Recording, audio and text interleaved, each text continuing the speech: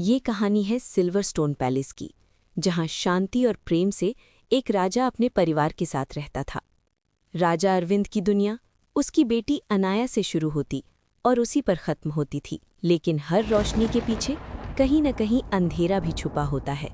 कालदेव एक काला जादूगर जो वर्षों से शक्ति की तलाश में भटक रहा था। उसकी नज़र पड़ी उस मासूम शक्ति पर जो अनाया के दिल में छुपी थी। कालदेव ने काले जादू का प्रयोग करने की योजना बनाई, लेकिन सीधे नहीं। उधर महल में रानी मीरा को एक अजीब बेचैनी महसूस हुई। राजा अरविंद ने सुरक्षा और बढ़ा दी, लेकिन काला जादू हवा में फैल चुका था। एक रात महल की रोशनी अचानक मंद पड़ गई।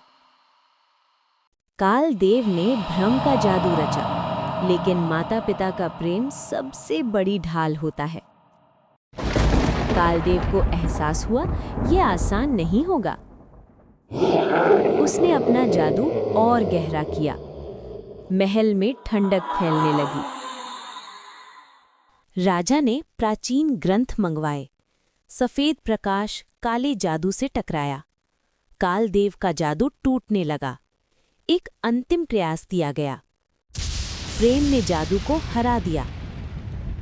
कालदेव को समझ आ गया कि अब उसकी शक्ति यहाँ नहीं चल सकती।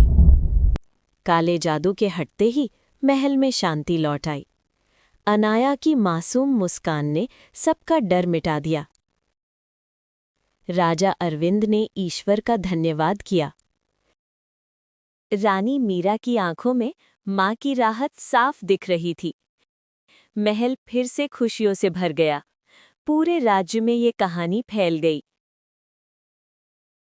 अनाया की हंसी फिर से गूंजने लगी। कालदेव अब सिर्फ एक डरावनी याद बन गया।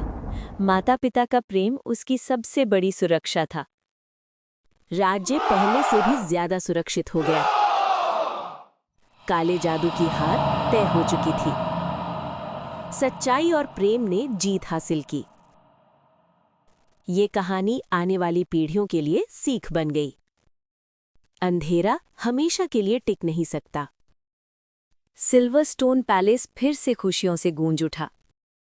राजा अरविंद ने अपनी प्रजा को सुरक्षा का वचन दिया। रानी मीरा ने अनाया को अपने आंचल में समेट लिया। काले जादू की कहानी यहीं समाप्त हो गई। जहां प्रेम, परिवार और सच्चाई है, वहां अंधेरा टिक नहीं सकता।